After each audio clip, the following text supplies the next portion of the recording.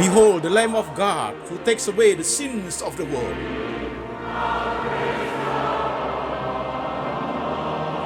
Jesus said, I am the way, the truth, and the life. No one come to the Father but by me.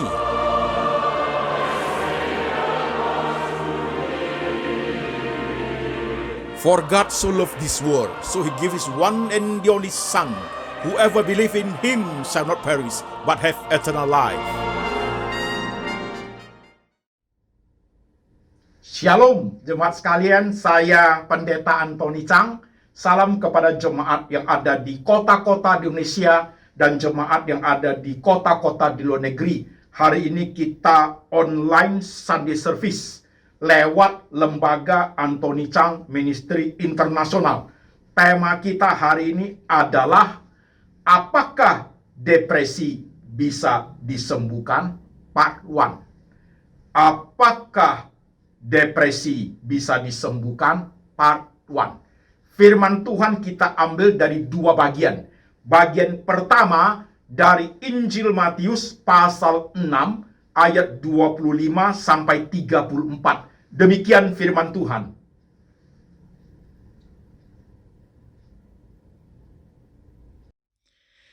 Karena itu aku berkata kepadamu, janganlah khawatir akan hidupmu, akan apa yang hendak kamu makan atau minum. Dan janganlah khawatir pula akan tubuhmu, akan apa yang hendak kamu pakai. Bukankah hidup itu lebih penting daripada makanan, dan tubuh itu lebih penting daripada pakaian? Pandanglah burung-burung di langit, yang tidak menabur dan tidak menuai, dan tidak mengumpulkan bekal dalam lumbung, namun diberi makan oleh Bapakmu yang di sorga. Bukankah kamu jauh melebihi burung-burung itu? Siapakah di antara kamu yang karena kekhawatirannya dapat menambahkan sehasta saja pada jalan hidupnya? Dan mengapa kamu khawatir akan pakaian? Perhatikanlah bunga bakung di ladang, yang tumbuh tanpa bekerja dan tanpa memintal. Namun aku berkata kepadamu, Salomo dalam segala kemewahannya pun tidak berpakaian seindah salah satu dari bunga itu. Jadi jika demikian, Allah mendandani rumput di ladang yang hari ini ada dan besok dibuang ke dalam api, tidakkah ia akan terlebih lagi mendandani kamu, hai orang yang kurang percaya? Sebab itu, janganlah kamu khawatir dan berkata, apakah yang akan kami makan? Apakah yang akan kami minum? Apakah yang akan kami pakai? Semua itu dicari bangsa-bangsa yang tidak mengenal Allah. Akan tetapi Bapakmu yang di sorga tahu bahwa kamu memerlukan semuanya itu. Tetapi carilah dahulu kerajaan Allah dan kebenarannya, maka semuanya itu akan ditambahkan kepadamu. Sebab itu, janganlah kamu khawatir akan hari besok, karena hari besok mempunyai kesusahannya sendiri. Kesusahan sehari cukuplah untuk sehari. Amin. Firman Tuhan bagian kedua kita ambil dari Pengkhotbah pasal 3 ayat 1 sampai 15. Demikian firman Tuhan.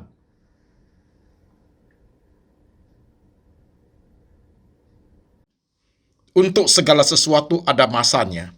Untuk apapun di bawah langit ada waktunya. Ada waktu untuk lahir, ada waktu untuk meninggal. Ada waktu untuk menanam, ada waktu untuk mencabut yang ditanam. Ada waktu untuk membunuh, ada waktu untuk menyembuhkan. Ada waktu untuk merombak, ada waktu untuk membangun. Ada waktu untuk menangis, ada waktu untuk tertawa.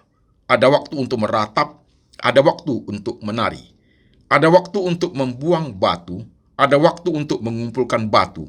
Ada waktu untuk memeluk, ada waktu untuk menahan diri dari memeluk. Ada waktu untuk mencari, ada waktu untuk membiarkan rugi. Ada waktu untuk menyimpan, ada waktu untuk membuang. Ada waktu untuk merobek, ada waktu untuk menjahit. Ada waktu untuk berdiam diri, ada waktu untuk berbicara. Ada waktu untuk mengasihi, ada waktu untuk membenci. Ada waktu untuk perang, ada waktu untuk damai. Apakah untung pekerja dari yang dikerjakannya dengan berjerih payah? Aku telah melihat pekerjaan yang diberikan Allah kepada anak-anak manusia untuk melelahkan dirinya.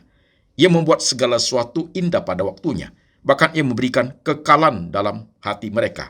Tetapi manusia tidak dapat menyelami pekerjaan yang dilakukan Allah dari awal sampai akhir. Aku tahu bahwa untuk mereka tak ada yang lebih baik daripada bersuka-suka dan menikmati kesenangan dalam hidup mereka.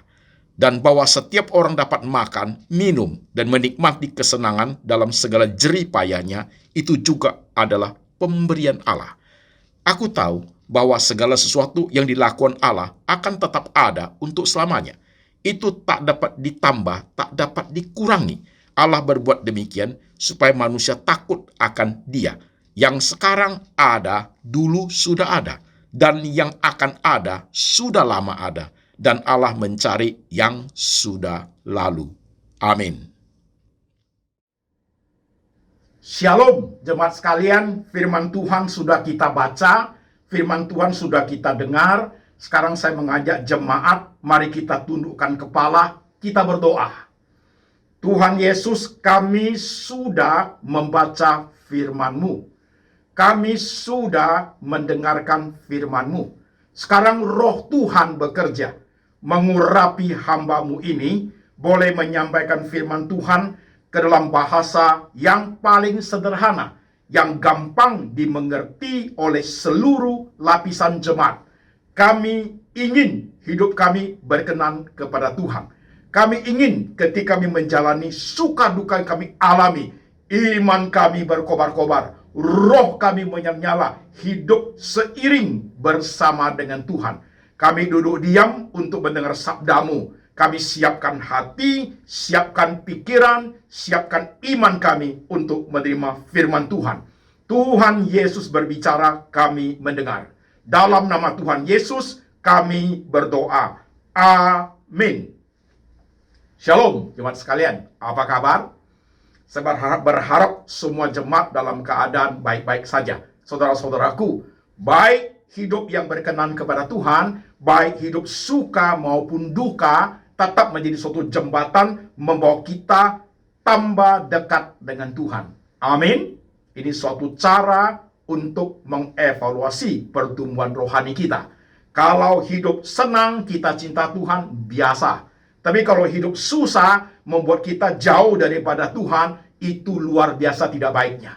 Baik susah maupun senang, tetap menjadi suatu jembatan membawa kita dekat dengan Tuhan. Itu super luar biasa. Oke jemaat, tema kita hari ini adalah apakah depresi bisa disembuhkan? Part 1, bagian pertama. Saudara-saudara sekalian, tema ini saya hadirkan kembali, saudaraku. Apakah depresi bisa disembuhkan? Karena beberapa bulan terakhir ini, banyak jemaat kembali WhatsApp.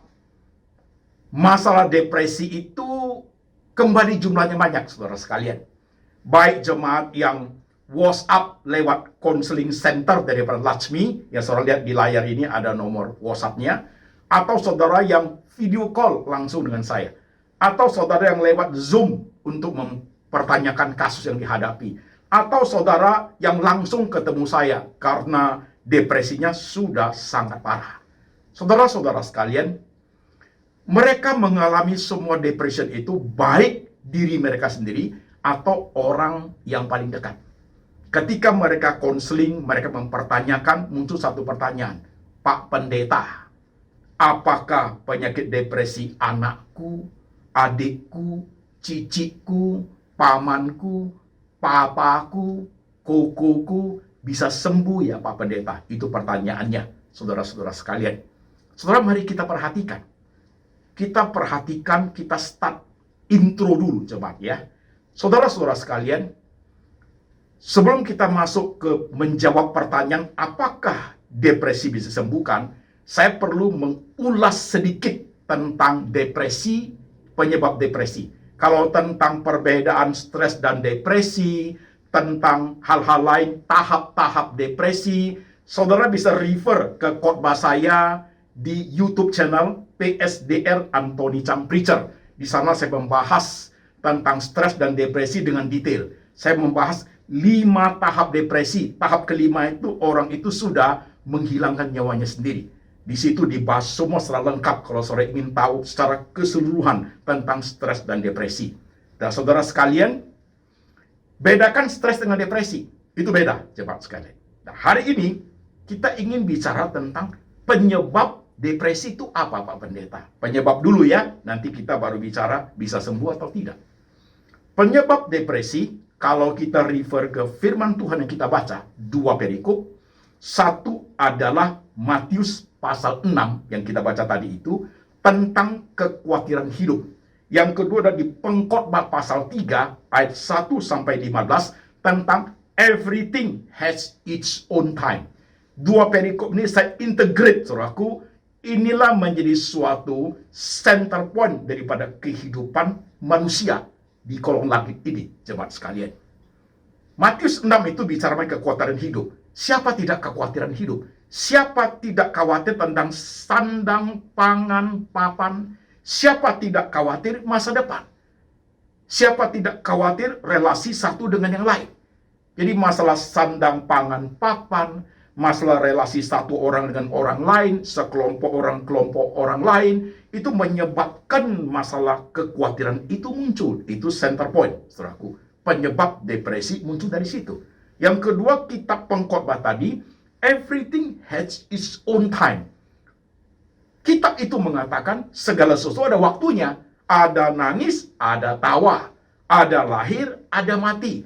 Ada gagal, ada sukses. Ada cinta, ada benci. Everything has its own time. Jadi ingin mengajar kepada kita Alkitab ini, ada suatu keseimbangan hidup dalam menjalani semua dinamika kehidupan kita, saudara sekalian. Tapi ketika orang tidak mau menerima itu menjadi suatu keseimbangan hidup, mau senang saja, mau enak saja, nggak mau bagian yang tidak baik, mau hidup tapi tidak mau mati, mau cinta tapi nggak mau dibenci, mau sukses terus tapi tidak mau gagal, orang inilah akan masuk ke dunia depression. Karena sudah terjadi ketidakseimbangan dalam kehidupan.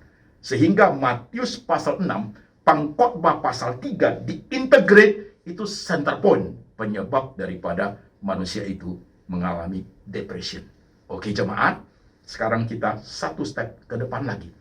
Saudara-saudara sekalian, kembali kepada pertanyaan tadi. Apakah depresi itu bisa disembuhkan, ya Pak Pendeta? Saudara-saudara, yang WhatsApp itu, baik yang langsung WhatsApp yang mengalami depresi sendiri, atau keluarganya yang diwakili oleh keluarganya, itu terdiri berbagai usia dan berbagai kalangan loh jemaat. Perhatikan, yang saya layani selama ini, satu, mahasiswa, laki ini mahasiswa, sedang kuliah. Ini suami istri langsung call ke saya. Anak saya kuliah tingkat 4, Pak Pendeta. Dulu tingkat 1, tingkat 2, tingkat 3 gak ada masalah. Tapi ketika sudah mulai masuk ke tingkat 4, dia kalau masuk kelas kuliah, waktu mau ujian, dia gemetaran Pak Pendeta. Dia tidak bisa lakukan ujian itu. Dia stuck di situ lama sekali. Ketakutan sekali, keringat dingin, ketakutan sekali dia Pak Pendeta. Kenapa anak saya seperti itu? Terpaksa dibawa ke dokter, bahkan ditaruh di pusat rehabilitasi. Setelah 3 bulan, setengah tahun udah enakan, masuk lagi kuliah. Berhenti dulu kuliah tadi kan, masuk lagi, begitu lagi Pak Pendeta. Berulang-ulang. Kenapa anak saya seperti ini? Depresi seperti apa yang menyebabnya? Masih bisa sembuh nggak Pak Pendeta? Itu satu jemaat sekalian. Satu. Yang kedua, ini kalangan sebaya, usia 30 sampai 55 tahun. Ada yang businessman, ada yang businesswoman, ada yang karyawan senior yang memegang beberapa bagian besar dari perusahaan. Ya, mereka sharing.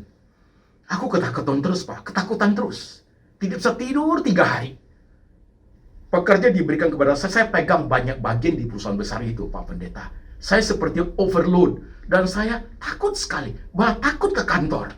Bukan hanya pekerjaan itu, hati saya mulai cenderung, saya tidak nyaman dengan keadaan saya. Saya makan obat tidur, juga tidak bisa tidur, Pak Pendeta. Tangan saya mulai gemetaran. Kenapa seperti ini? Itu depression. Itu depression, jemaat sekalian. Baik ibu-ibu ini, ibu-ibu. Ya, saya susah sekali hidup ini. Banyak sekali yang saya pikir kena negatif semua. Kenapa sih begini, Pak Pendeta? You depression. Ada lagi yang pria businessman. Saya jadi gemetaran terus tiap hari kalau bangun ingat bisnis saya gemetaran, Pak. Karena saya nggak tahu harus buat apa lagi. Nggak bisa mikir saya, Pak Pendeta. Ini kalangan yang kedua loh. Tadi kalangan anak muda, mahasiswa. Sekarang kalangan yang kedua, businessman, businesswoman, dan juga karyawan senior. Ngalap itu. Nah, ketiga ada kalangan orang tua, usia 60 tahun ke atas. Ini yang lapor nih, yang tanya saya, yang langsung kontak dengan saya ini, keluarganya. Cici saya, mama saya, oma saya, opa saya. Teriak-teriak terus, Pak Pendeta. Nangis terus. Udah nggak mau pakai pakaian. Bengong kadang-kadang. Gak tahu kenapa. Mungkin dia sendirian, kita temani juga nggak mau. Di hari tua ini, orang yang kami sayang ini, Pak Pendeta, dia alami depression. Kasihan sekali. Dia tidak menikmati hari tuanya, Pak Pendeta. Apakah orang-orang yang kami sayang itu masih bisa disembuhkan ya, Pak Pendeta? Jadi jemaat menyimak ya. Khotbah ini muncul karena jemaat memerlukan pelayanan seperti itu. Jemaat memerlukan tema seperti ini. Apakah depresi bisa disembuhkan? Itu yang jemaat tanya. Dan saudara-saudara sekalian, pada saat sampai poin ini, kita maju satu langkah lagi. Apakah depresi bisa disembuhkan? Saudara-saudara sekalian, kalau kita lihat kitab suci, kita membaca kitab suci secara integrate dari perjanjian lama sampai perjanjian baru, kemudian juga perlainan Tuhan Yesus kepada orang-orang yang sakit, saudara-saudara sekalian, kita percaya, saya dan saudara percaya, Tuhan itu maha kuasa. Oke? Amin. Tuhan itu maha kuasa, sanggup menyembuhkan segala penyakit. Orang mati dia dibangkitkan. Orang buta dicelikkan matanya. Itu Tuhan Yesus, saudaraku. Mujizat itu terjadi. Tuhan berkuasa menyembuhkan segala penyakit. Tapi masalah yang kedua adalah, apakah Tuhan Yesus mau menyembuhkan semua penyakit? Itu perlu kita tanyakan.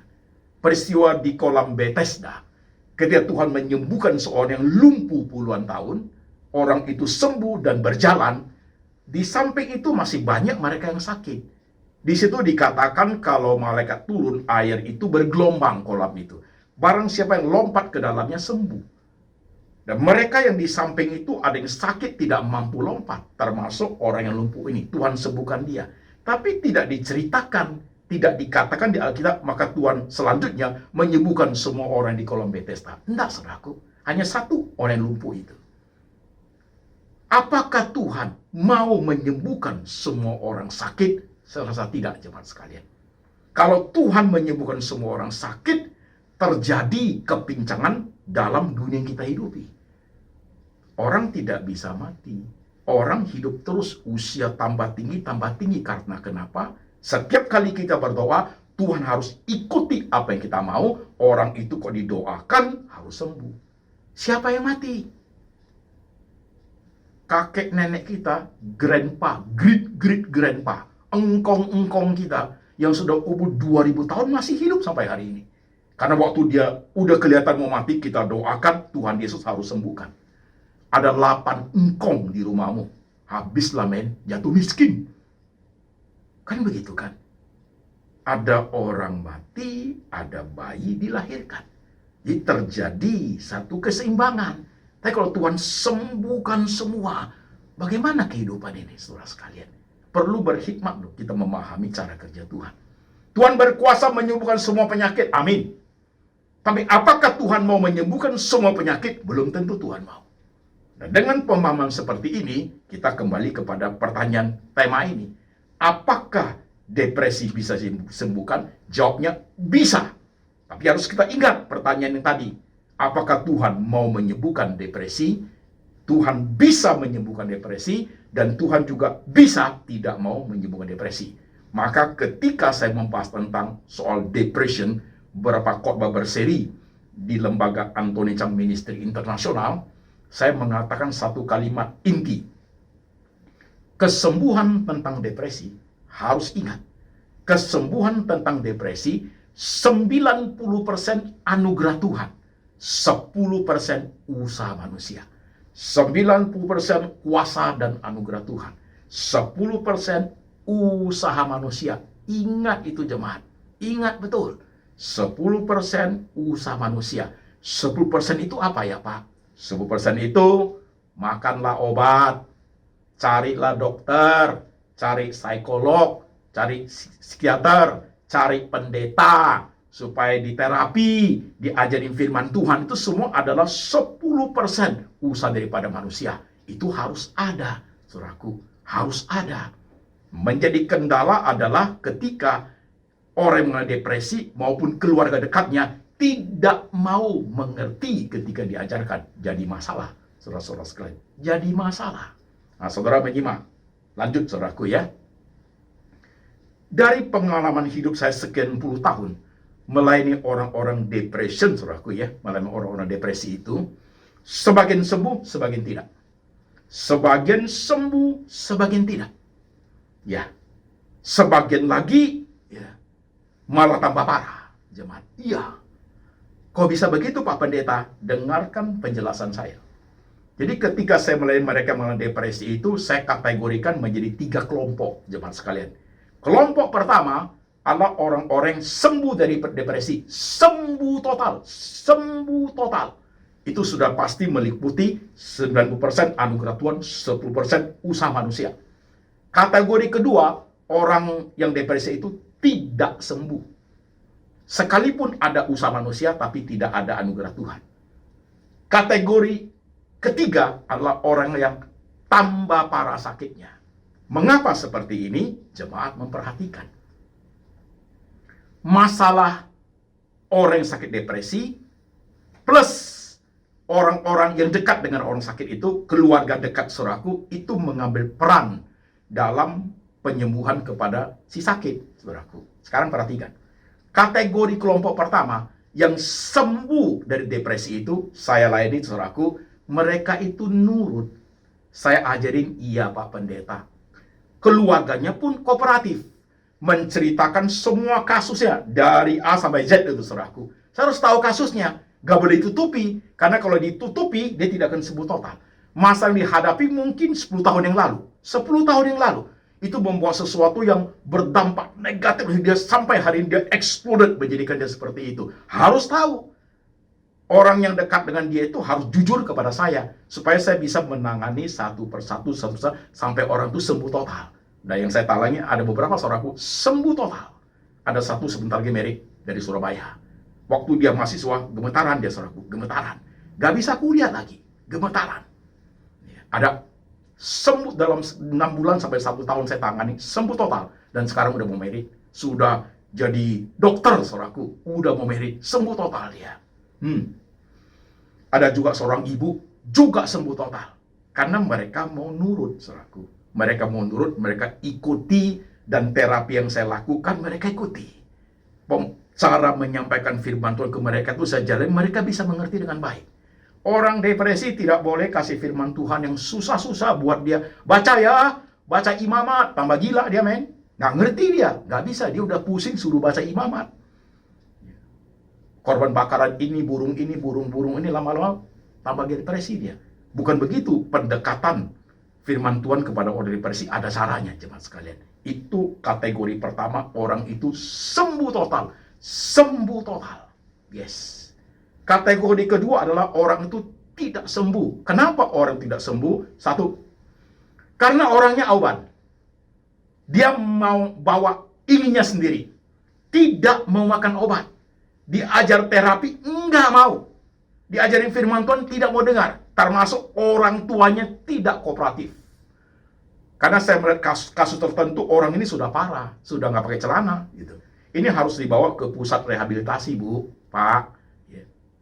Lebih vulgar adalah harus masuk ke rumah sakit jiwa. Nggak mau. Orang tuh merasa kasihan, nanti itu dia apa-apain. Biarlah kami yang di rumah, kami jaga di rumah aja. Nah ini sesuatu tindakan yang sangat fatal dari keluarga. Kasihan dia susah, tapi masa depannya jauh lebih susah. Biarkan dia di pusat rehabilitasi selama 6 bulan, 1 tahun. Di terapi di lama-lama juga sembuh kok. Saya dulu waktu sakit jiwa, saudaraku, waktu depresi itu, saya udah nggak pakai baju, nggak pakai celana di jalan, saudaraku. Saya masuk rumah sakit jiwa itu 1 tahun, jemaat sekalian. 1 year. Memang susah sih. Saya ketemu Tuhan, saya bertobat di situ. Saya terima Tuhan Yesus di rumah sakit jiwa. Orang tua tidak kooperatif. Tidak mau kasih makan obat juga. Jangan, obat nanti merusak syarafnya Pak Pendeta. Biar kami rawat aja, silakan. Dan orang itu, yang sakit itu, tidak sembuh. Karena tidak kooperatif orang tuanya, dan juga yang sakit tidak mau taat. Mau sendiri-sendiri, ya susah saudaraku. Kategori ketiga adalah yang makin parah. Nah ini kasihan. Yang makin parah itu karena sakit depresinya sudah lama. Sudah puluhan tahun, di atas 10 tahun, di atas 15 tahun. Syarafnya pun sudah lemah sekali. Nama sendiri juga udah ingat. Hanya tahu-tahu sedikit keluarganya. Pakai pakaian, nggak pakai pakaian, bagi dia sudah nggak penting. Nah ini sudah sangat parah. Orang-orang seperti itu butuh anugerah lebih besar. Dan keluarganya juga tidak kooperatif. Tidak. Keluarga merasa sudah hopeless. Dibawa ke pusat rehabilitasi, dia bilang mahal. Keluarganya bilang, itu biayanya tinggi Pak. Pak Pendeta ada tempat nggak? Saya titip Pak Pendeta. Dia mau titip saya men. Kalau rumah saya dititipi 10 orang depresi, saya gila lagi bos. Saya gila lagi nanti. Itu harus ada pusat rehabilitasinya. Orang tua, keluarga harus tanggung jawab. Dulu waktu muda disayang, waktu muda dijaga. Setelah tua, jaga balik. Harus sayang kepada anak, harus sayang kepada orang tua. Jangan dibiarkan atau dikasih orang, dititip orang. Jangan dijaga, dirawat. Dibawa ke pusat rehabilitasi, diperhatikan. Itu penting. Dan ini 3 kelompok ini. Yang kelompok 1 sembuh. Sembuh, jadi manusia normal kembali, puji Tuhan. Itu lewat tangan saya banyak saudaraku. Yang kedua, tidak sembuh. Sampai hari ini seperti ini saja. Gak sembuh-sembuh. Ya begitu. Yang ketiga, ya, makin parah. Akhirnya pasti meninggal saudaraku. Syarafnya rusak semua. Ini 3 kategori ini saya layani jemaat sekalian. Saya layani. Orang tua yang kooperatif, ada anugerah Tuhan, sembuh anaknya. Tapi orang tua yang mau menang sendiri, tidak percaya kepada pelayanan saya tidak bisa buat apa-apa. Datang sekali 2 kali sudah, dia telepon, Pak Pendeta, saya mau bawa anak saya ke luar negeri. Mereka bilang ada satu treatment medikal, bisa di strum kepalanya, otaknya di strum. Saya ingin mengatakan jangan, tapi mereka mau. Mereka merasa punya keuangan yang besar, teknologi itu canggih Pak, ya silakan go on. Tapi kalau setelah di strum pakai listrik di negara lain, jangan cari saya lagi. Saya tidak mau, jemaat sekalian. Karena sudah percaya ke situ, ya silakan. Ada juga yang mencari pengobatan alternatif. Mencari orang pintar. Mencari dukun. Itu jauh lebih sulit. Nah, kalau sudah begitu, jangan cari saya lagi. Silakan cari orang lain. Silakan pergi kepada pelayanan yang demikian. Silakan pergi. Begitu. Saya lepas tangan, saudaraku. Itu bukan tanggung jawab saya. Jadi jemaat sekalian, waktu sampai poin ini, kita menyimak loh setiap jemaat. Kita menyimak loh. Hati-hati dalam hidup kita. Dunia ini penuh dengan tekanan, saudaraku. Ya, stres itu berat loh. Kadang-kadang ibu-ibu teriak, aku depresi. Belum tentu ibu-ibu itu depresi. Dia stres itu. Kenapa Bu? Suami saya tidak peduli saya depresi. Bukan depresi itu stres. Karena biaya bulanan, biaya kehidupan bulanan kurang. Biaya kecantikan 1 bulan 2 kali ke salon kurang. Coba ditambah dikit, hilang tuh. Itu bukan depresi, itu stres. Itu stres Bu. Tapi kalau depresi itu kumpulan daripada peristiwa yang menyakitkan hati itu. Kumpulan bertahun-tahun, suatu hari dia exploded. Itu depression. Itu depression. Jadi depresi tidak terjadi dalam 1-2 hari loh, nggak pernah. Depresi adalah hasil daripada penambahan akumulasi daripada berbagai peristiwa yang pahit Sampai suatu hari seperti gunung gunung berapi yang di dalam kawah itu sudah cukup kuat apinya, explode dia. Itu depression, jemaat sekalian. Ya. Nah, kalau sampai khotbah di sini, setiap kita menyimak ya, setiap kita menyimak. Siapa tahu ketika saudara mendengar khotbah ini, saudara sedang mengalami depression. Bedakan stres dan depression. Lihat khotbah saya yang lalu. Siapa tahu saudara benar-benar sudah depresi. Dengarkan apa yang saya katakan. Hati-hati, jangan berlarut-larut. Jangan ditunda-tunda pengobatannya. Jangan karena mendengar si A, si B ngomong jadi ketakutan, nggak mau cari siapa-siapa. Obat pun nggak mau makan. Jangan. Saudara kalau tidak makan obat, saudara tidak tenang, teriak-teriak, histeris, siapa yang bisa melayani orang seperti itu? Kan dia perlu tenang dulu, baru kita perhatikan bagaimana harus terapinya. Kan seperti itu. Mamanya nggak mau anaknya makan obat. Nanti rusak syarafnya, nggak mau Pak Pendeta. Ya silakan bawa pulang anaknya. Kan begitu. Kadang-kadang salah mengertinya keluarganya itu tidak kooperatif. Kita jadi susah melayani. Terpaksa kita membiarkan. Kita tidak bisa buat apa-apa. Itu kan hak daripada orang tuanya. Oke jemaat. Jadi perhatikan hal ini. Mungkin engkau sedang depresi loh dengan khotbah saya seperti hari ini. Ya Pak, saya alami itu. Cepatlah tangani depresimu dengan baik. Ya, cari pendetamu, cari gerejamu, cari dokter, makan obat, ketemu psikolog, ketemu psikiater. Mesti saudaraku, gak boleh tidak. Itu adalah 10% usaha manusia. Jemaat mau? Baik engkau yang mengalami sekarang, ataupun orang terdekatmu, ya, adikmu, kukumu, cicimu, atau mamamu, kasihan Pak, dan saudara rawatlah dengan baik. Apa yang saya khotbah hari ini, perhatikan dengan teliti. Ini dunia ini benar dunia sangat mendekan, jemaat sekalian. Karena dari berbagai dimensi kehidupan kan, dari Matius 6:25 sampai 34, sandang, pangan, papan, khawatir semua, khawatir masa depan. Tidak mampu mengimbangi keseimbangan hidup. Mau tersenyum aja, tidak mau menangis. Ya, tidak mau ada keseimbangan. Nangis terus juga nggak benar.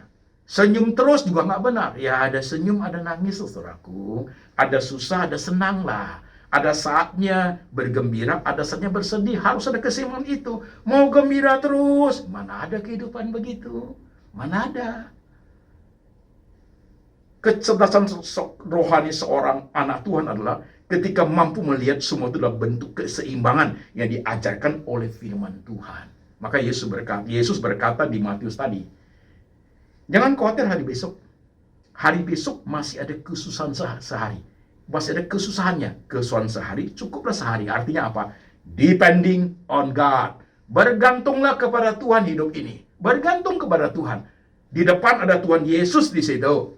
Kamu boleh khawatir sekarang, tapi di depan kamu belum tahu apa-apa. Apakah kekhawatiranmu akan membuat kamu sembuh sakit depresi? Enggak, hanya mendapat hidup ini tambah susah. Apakah kekhawatiranmu hari ini membawa kamu menyelesaikan masalah? Enggak, malah memperparah masalah. Iya kan jemaat? Perhatikan hidup ini. Bawa firman ini pulang. Kirim kepada jemaat teman-temanmu yang sedang mengalami depresi. Kirim kepada orang tua mereka supaya mereka menyimak dengan baik.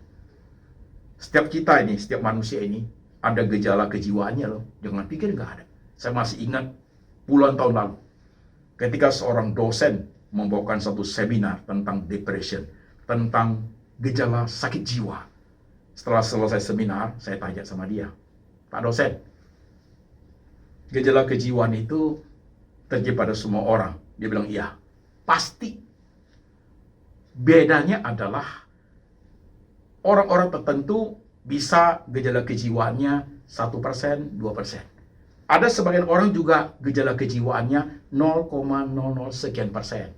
Ada orang gejala kejiwaannya sudah di atas 3%. Ada yang sudah 10%. Semua manusia ada. Oh begitu ya Pak? Iya. Saudara tahu apa dia ngomong kalimat terakhir dosen ini? Yang bawakan seminar, dia ngomong begini. Dia juga punya. Dia juga punya dikit katanya. Oh cocok lah Pak. Sama-sama gila kita. Memang dunia ini seperti ini saudaraku. Dosen itu bilang dia juga sakit jiwa. Tapi dia dikit. Dikit deh. Saya nggak tahu dikitnya berapa saudaraku. Mungkin 0,01%. Nggak tahu. Mungkin 2% kali. Ya. Dia juga ada dikit katanya. Ya saya juga ada dikit Pak. Sama-samalah kita. Inilah hidup saudaraku. Jadi engkau yang sedang berkhotbah, saya yang sedang berkhotbah, gejala kejiwaan kita ada loh. Jangan pikir nggak ada loh. Gejala sakit jiwa itu ada. Hanya prosentasenya aja berbeda. Oke? Bawa pulang firman ini. Lihat hidup masing-masing. Harus pintar menjaga hidup sendiri ya. Gak ada orang bisa perhatikan engkau kalau bukan dirimu sendiri.